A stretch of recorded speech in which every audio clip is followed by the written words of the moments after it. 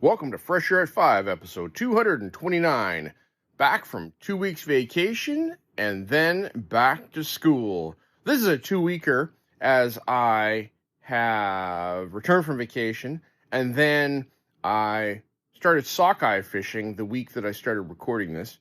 And, that's a distraction. And I'll talk about my vacation. I'll talk about sockeye fishing. I'll talk about my learning that week and then back to school week. My learning this past week.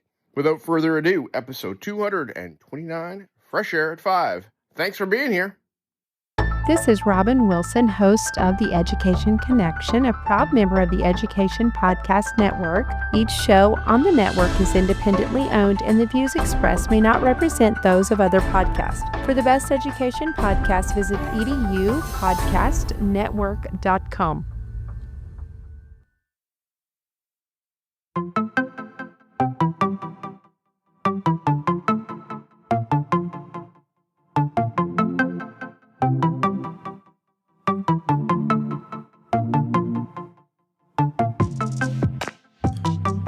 Welcome to Fresh Air at 5, the podcast. I'm your host, Brian Carpenter, coming to you every week from Abbotsford, which is about 45 minutes east of Vancouver, British Columbia, on the west coast of Canada. Fresh Air at 5 is my regular attempt to get some fresh air by walking about my neighborhood, which is located on the traditional and unceded territory of the Stolo people, the Simath First Nation and Mathwe First Nation. I consume podcast content while I walk, then reflect on this content in an unedited video, which I post on my X, formerly known as Twitter, channel every day. This podcast is the collection of the audio taken from those daily selfie videos over the course of a week, Monday to Friday. So let's jump into my listening and learning this past week.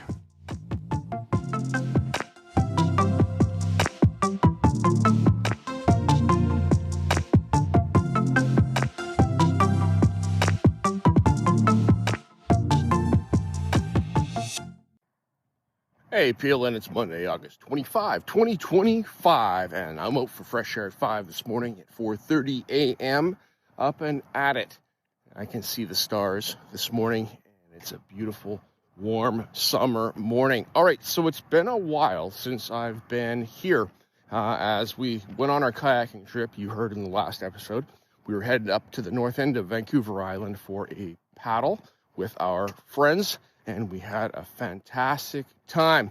So I'm going to give you a little bit of an update right now of what's been happening for the past 2 weeks because I've been off the air, and then I'll get back into my learning this week. I didn't walk for the past couple weeks or record, so I'm back, and I'm glad to be back, and it's the last week of summer, and so much is going on because it's the last week of summer and school is starting. All right. We went on our kayaking trip in the ocean on the east side of Vancouver Island at the north end of it, and we paddled into a group of islands called the Broughton Archipelago. And actually, we took a water taxi all the way in and then paddled our way back. So we did that, and it's dark. Hang on, I'll be right back.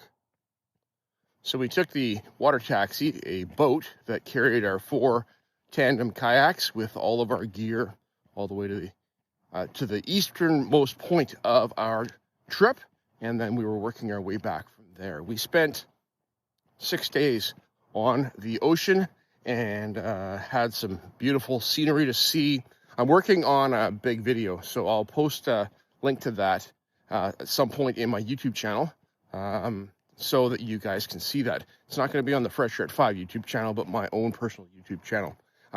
We got back from that trip, and our very last day, as we were coming across, our rudder failed, and we were in big waves, and it was pretty rough water that we were in, but we started going along, and our rudder failed. So our team, we rallied up and should have gone back, but we didn't, and we ended up working on making a crossing across a very open, windy stretch of water.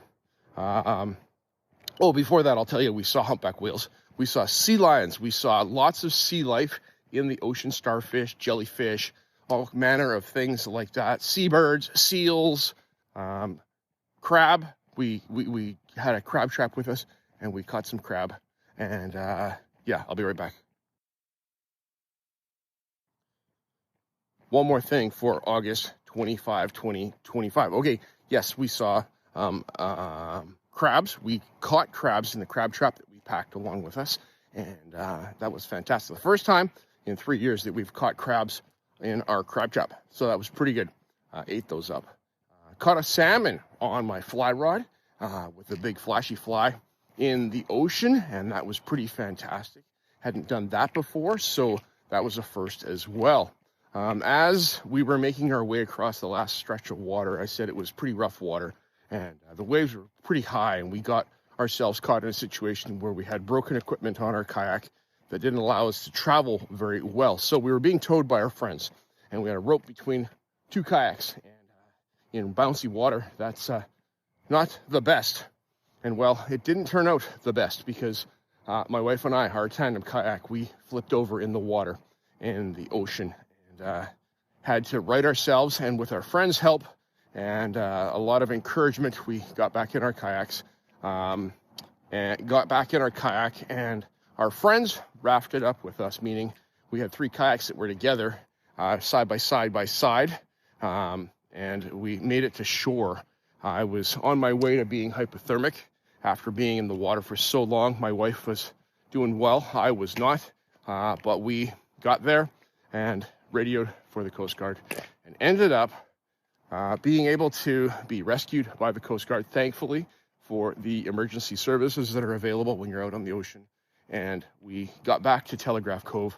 Our friends made their way back to Telegraph Cove after that in their own kayaks in big, rough water. And we had a full, rich trip. Not the incident was not what we were expecting at all. We prepared for it because we had all the gear we needed to be ready for it, but it was a lot to deal with. So we're safe, we're well. I'm back to being healthy. Got over my shivers, and yeah, we're here now, and I'm thankful for my friends. I love those people so very much. All right, we got back, and because of just the fullness and all the things, I didn't walk last week. I rested. My wife and I were so tired. Our whole team was so tired. But on Saturday night, this past Saturday night, we had a big seafood fest and ate crab and salmon and shrimp to celebrate our crew and the wrap up of our kayaking trip. All right, that's all for Carpenter for now. And I'm going to get back to talking about my learning. So I'll be right back. The last thing for August 25, 2025. Learning this morning, I listened to episode 141 of Evolving with Gratitude, my friend Lainey Rowell, and guest Case Kenny. And thank you, Lainey, for bringing us this interview with Case.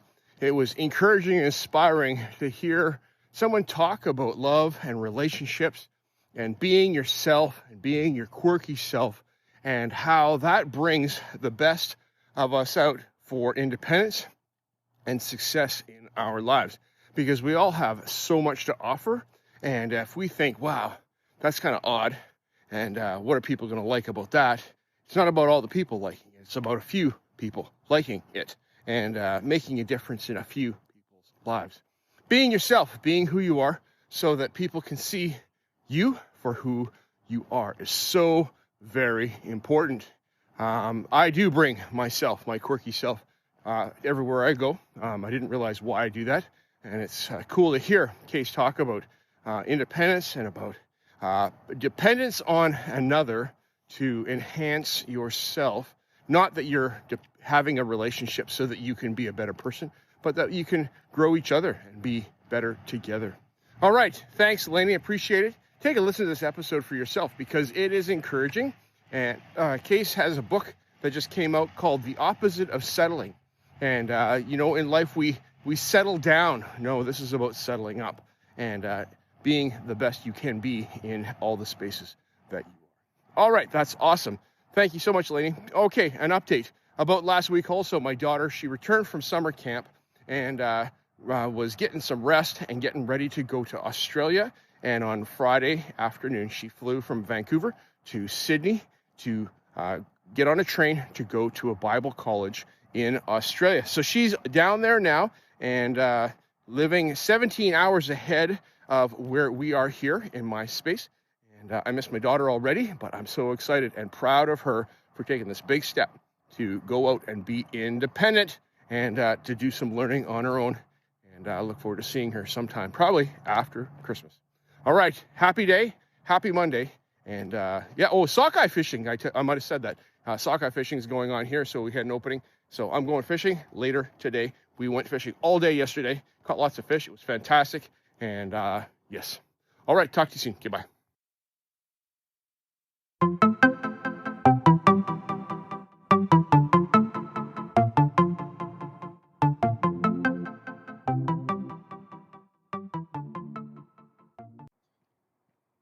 Hey PLN, good morning. It's August 26, 2025. Out for fresh air at 5. The sky is clear again. Actually, there's a skiff of clouds up there, but for the most part, it's pretty clear. I saw Orion yesterday for the first time, which means the fall is coming. And I love the Orion constellation. I enjoy the fall because it's harvest time and it's fishing time. I mean, okay, you're probably like, Carpenter, it's fishing time all the time. Well, yes, it is. It is fishing time all the time. But the fall fishing is great. The salmon come in and we get to celebrate, the salmon and all the things that come along with salmon fishing. All right. This morning, as I'm walking, I listened to episode 303 of the STEM Everyday podcast with Chris Woods. And he has on guest PJ Creek, who is half of the periodicpresidents.com duo, as they talk about infographics in education and how we can have visualizations to summarize information to help ourselves and students be learners and rememberers of information. We can just memorize facts, or we could organize those facts into a meaningful manner that helps for memorization easier. Let me tell you, without the periodic table of the elements, I'd be lost. If I had to go to a table and look up, a list of all the elements in that, I'd be completely lost. But being a scientist and being a learner, that is a great tool. There's so much information in there. These guys, they have created the periodic table of the presidents of the United States of America and have the different symbols for the different presidents, starting with Abraham Lincoln as number 1 and so on down the way. And there's a visual representation that can be used to help students remember this. Well, I'm Canadian. I'm not going to go memorize all the presidents of the United States. I mean, I could, but that's not beneficial to me, as I'm not teaching and learning that stuff in my classroom.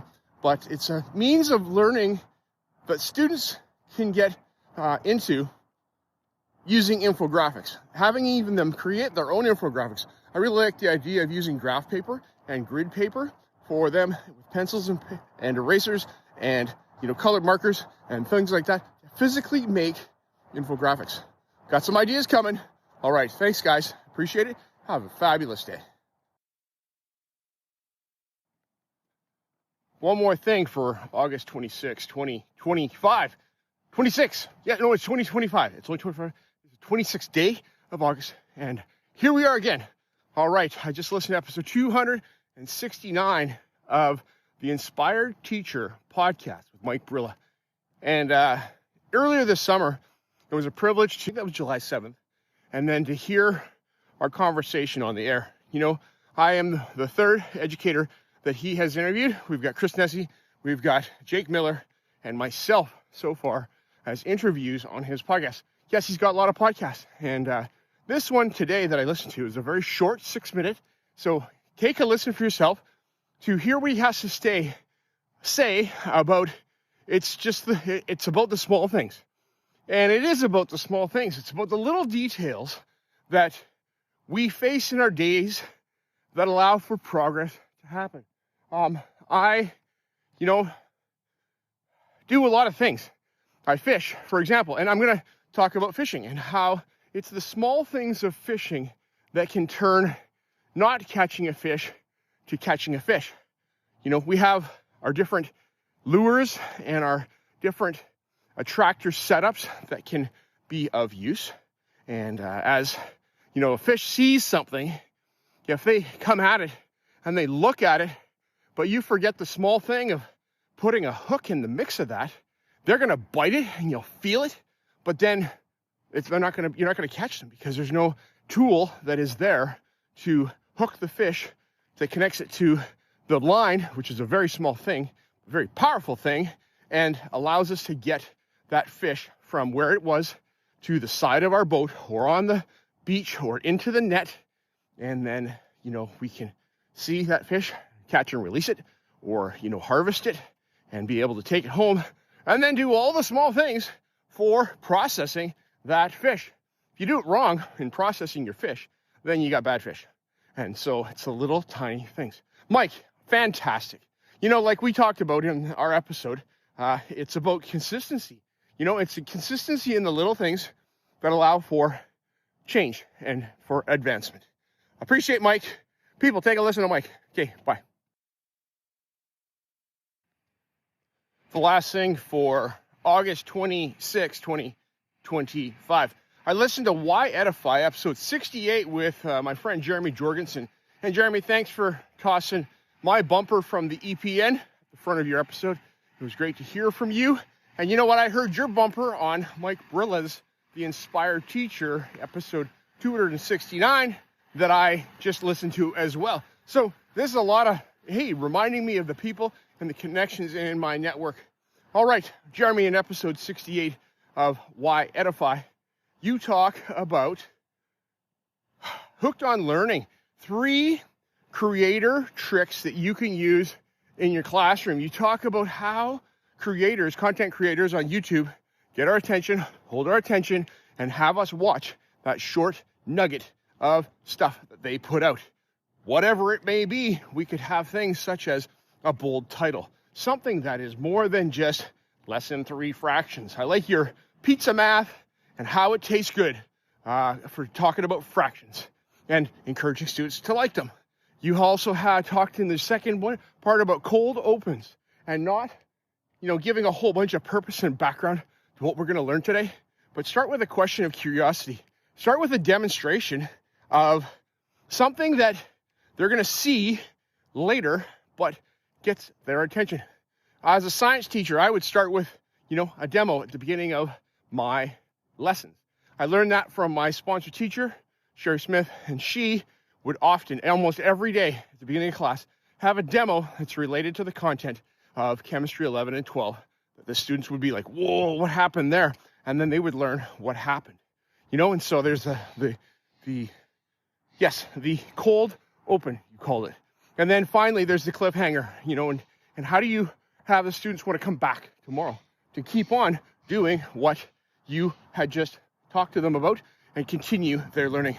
You know, ending with a question of, you know, next day, we're going to, on episode 4, you're going to meet, you know, one of the greats or something like that. So take a listen for yourself. Appreciate your thoughts, Jeremy, and take a listen to Jeremy's podcast. Fantastic. Hey, check it out, people. The sun is rising behind me. Last evening, we were out fishing on the Fraser River, and we were there after sunset, and the whole sky was beautiful and orange in the west. We caught our fish. It was fantastic. All right, we'll talk to you guys later. Have a fabulous day. I'm off to Pro D today, the Anxious Generation book study in my district. Okay, bye.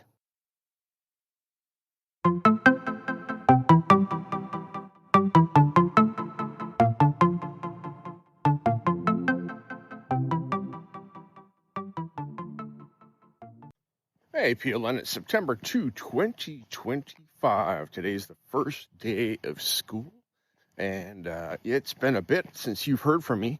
It's been a full and rich last week prior to this because of fishing. I mentioned it before, and I never did get the episode posted from last week because it was fishing every day, and I was up before 5, probably 4:30 in the morning, prepping the boat and getting our gear ready to go fishing for sockeye because we had a sockeye opening on the Fraser River. It's an occurrence that happens infrequently, like probably once every 4 years. And when it does, we have the opportunity of bringing home 2 sockeye salmon from the Fraser River. And that is fantastic salmon food that we're able to bring home. So it's all hands on deck. Go, go, go, go, go. And I did not walk, but I had fresh air every morning, standing in the river up to about my knees, casting and trying to catch some salmon. We caught pink salmon, and we harvested pink salmon. We harvested sockeye salmon and brought home many fish. I think the total count that we brought home was in the area of about 40 fish over that time. Not all sockeye, but some pinks as well. And my wife has figured out how to cook pink salmon because we weren't able to, you're not able to freeze it because it is a softer fish and goes mushy. So we figured out how to cook it, and it was fantastic. All right, the last learning podcast that I listened to this past week was last Wednesday when I was actually driving to meet a friend to go fishing with him from his boat. And I listened to John Spencer's The Creative Classroom as he talked about summer learning loss and deeper learning. And I was like, okay, what's John's going to say about this? Because where's the point of kids having a summer vacation and not putting in the work of the regular everyday school? You know, I grew up in a time when I don't think we ever thought about this, but in today's era of making advances and making sure our kids are always engaged and always learning and all those things, I think it's hard to stop and let them stop and change their routine.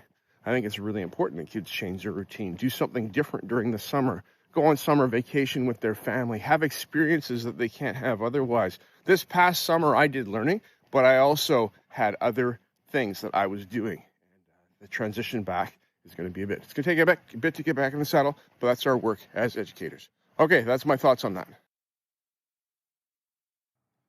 One more thing for September 2, 2025. As I mentioned in the previous segment, I listened to The Creative Classroom with John Spencer last week, and his episode was How Deeper Learning Can Help with Summer Learning Loss. So take a listen to that, because I think it's interesting and important that we can remember that summer happens and we do have lulls and breaks in our learning, even for us as adults, and that is okay. But deeper learning can really help solidify things as opposed to just glancing over things at the end of a school year, etc., and things like that, and have students not come back remembering these things.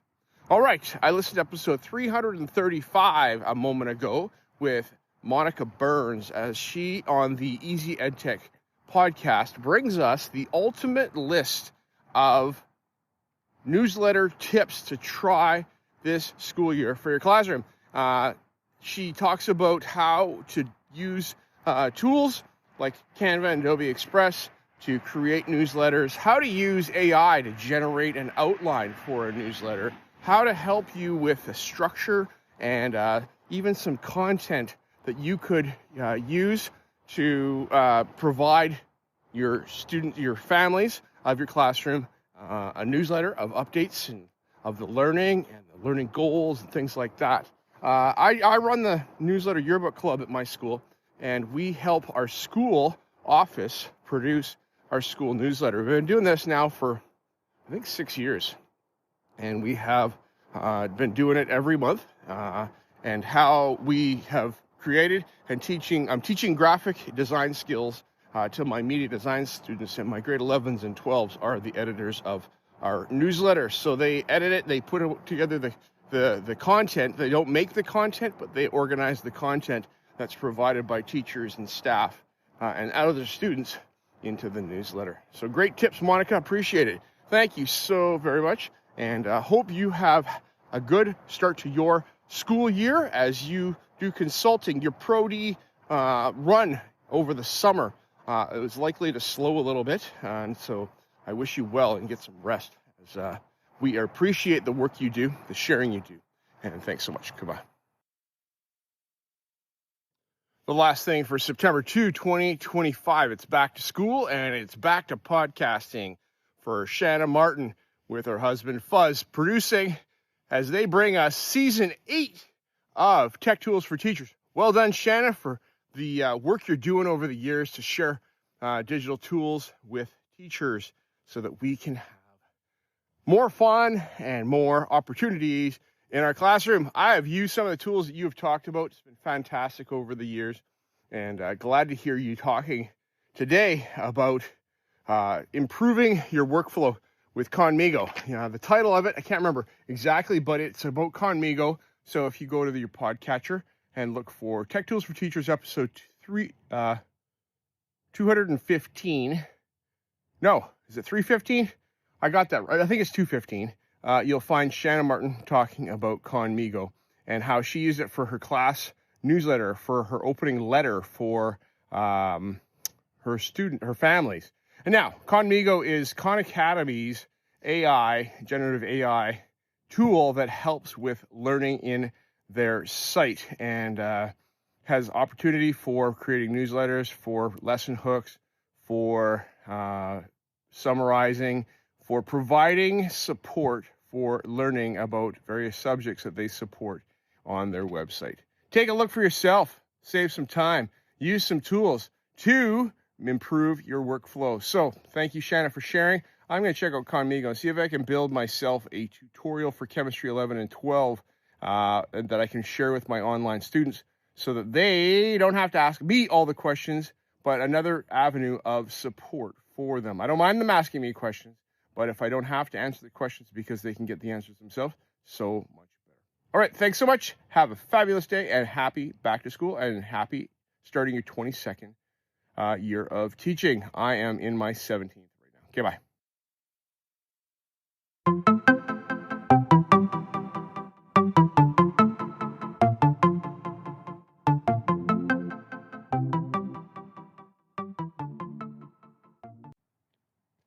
Hey, PLN, it is September 3, 2025. Good morning to you. There's a bit of smoke in the air. We've got some forest fires in British Columbia, so it's been a bit smoky. Still clear way high above, but yeah, a bit smoky. So the fresh air isn't as fresh. Still not bothered by it. I don't have asthma or anything like that, so it's not bothering me. This morning as I'm walking, I listened to SEL in Education with Dr. Krista Lay, the host, and she brings us an episode where she talks with Carrie Bishop and Jessica Holloway about a book they wrote called Cultivating a School Culture Where Teachers Want to Stay. It might be a bit more than that, but it's effectively that in the sense that how do we as school leaders recruit and retain and build into the people that are under us or beside us to have them have an experience where they want to be at school. Honestly, over the past couple of years, it took work to go to school because of the culture at my school. We've had a change of leadership, and here we are today. And yesterday was a wonderful first day back to school for me. I had a great experience. I saw our staff kind of relax because of the approach that our new leader took in having a staff meeting, doing the things, and wanting to sit down and meet with us individually on our own terms. So that was fantastic. I'm excited to go to school today. I got a gazillion things to do, and connecting with my online students, preparing for my face-to-face students that will be here next week, and just being able to be the best teacher I can be so that when I spend time with people, students, and other teachers, they leave better from that time than they were before. So making a difference in their lives. All right. Thank you, Jessica. Thank you for the work that you're doing. And it's about relationships so much as, relationships do matter so very much. And hearing the person, not just blasting through the content or checking boxes, but the teachers and leaders feel cared, makes the place way better. Thanks so much. Okay, talk to you guys later. Bye.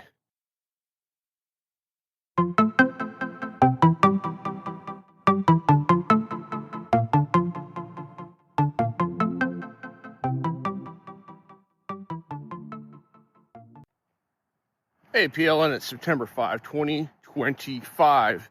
This morning I got up and I'm so tired. It's the first week back to school and my brain isn't used to thinking right now the way it is right now. As I came off of summer, had a really relaxing summer.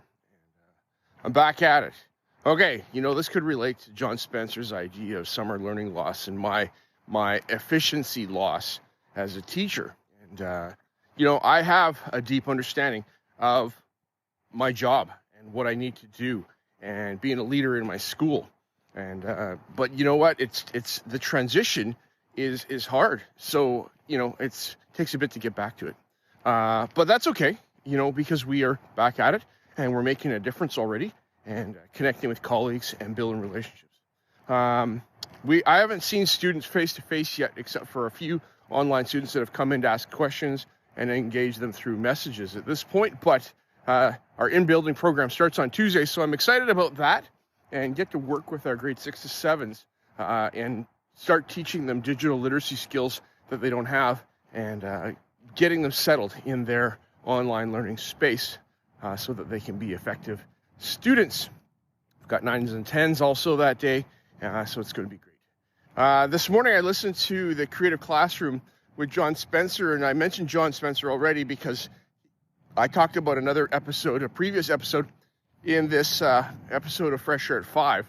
And the one that I listened to today was called Taking 10 Creative Risks You Can Take with Students This Year. And John brings us ideas like podcasting and blogging and modeling and, PSAs and project-based learning ideas. And he's got a great list of things that we can try that, have rationale behind them of why we should try them. We don't just try things because, we need something to do. We try them because there's purpose behind it.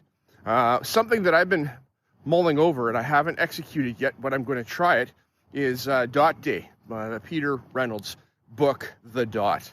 And it's about a little person in a elementary classroom that doesn't believe they can do it in art class, but starts with a dot. I'm going to do something like that. So I'm excited about that and about engaging students in their creativity. All right, John, I appreciate your work. I appreciate your inspiration. And go take a listen to John Spencer's The Creative Classroom and this episode for some inspiration. Okay, bye.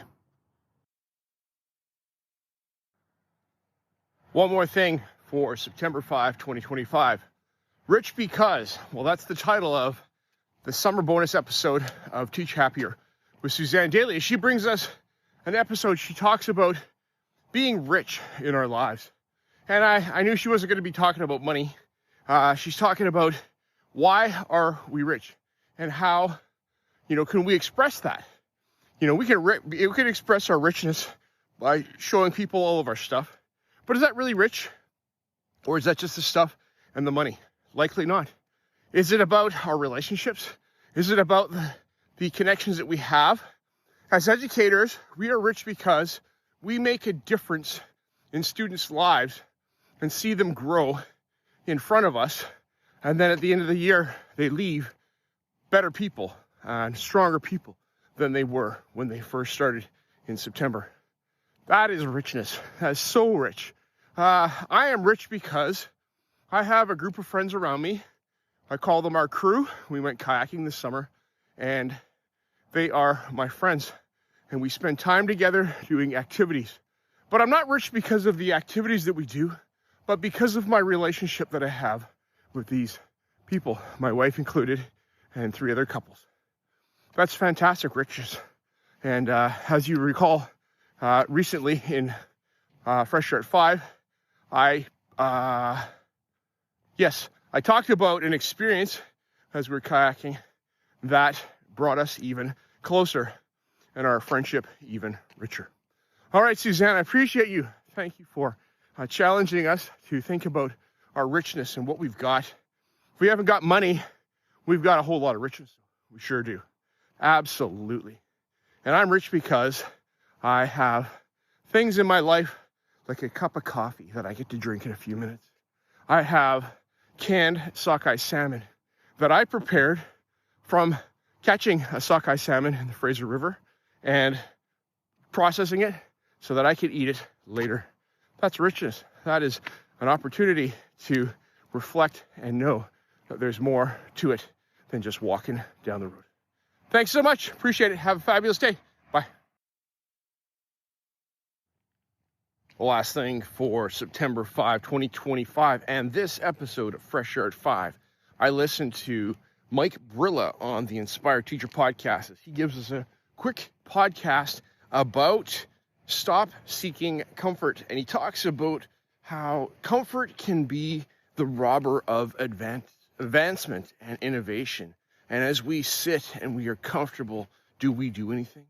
That couch in your house, how productive is that couch in your house? I mean, like I'm productive for sure. Not as I sit on the couch. I'm usually watching TV or having a nap or something like that. And only in the time when I get up off the couch and I put some effort forth, do I become creative and innovative and even just get any work done.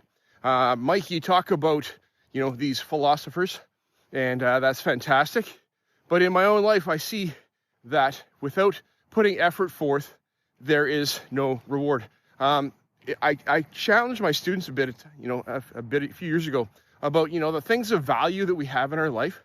How much effort did it take to get to those things? Things like relationships with people, things like accomplishments that we have had.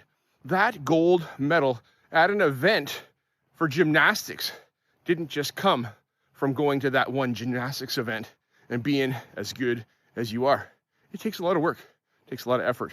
Catching fish. Mike, I mentioned it last week, and you mentioned it's about the little things. Maybe that's why you don't catch fish like I do. But, it is about putting the effort in and the preparation so that we can get to these places and have success. When we go to school and we engage with our colleagues, that we have known for a long time, we have richness and we have success there because we have put the effort in. It's not because of comfort, though. It is because we have worked hard together to get to these places. Thanks, Mike. Appreciate you. Appreciate your thoughts. And today I will stop seeking comfort. Well, I want to have it, but there's a whole lot in the way that I have to get through to get to Friday night. All right. We'll talk to you guys later. Okay, bye.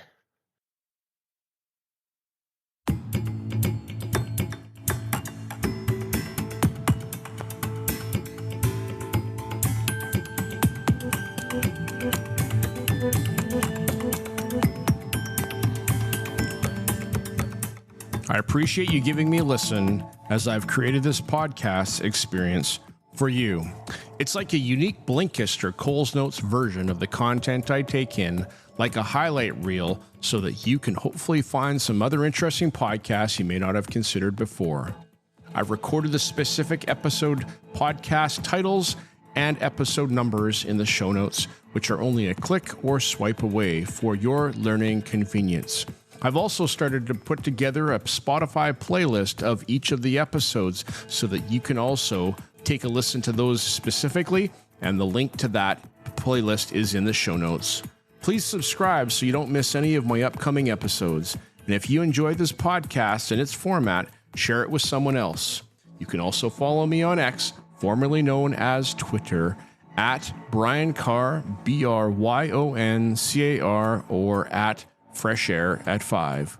Tweet about your experience or give it a review on Apple Podcasts or wherever you listen to podcasts.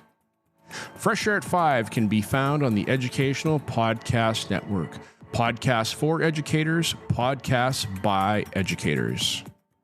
I hope you have a fantastic day. Get some fresh air before the day is out and take care of yourself because you are worth it.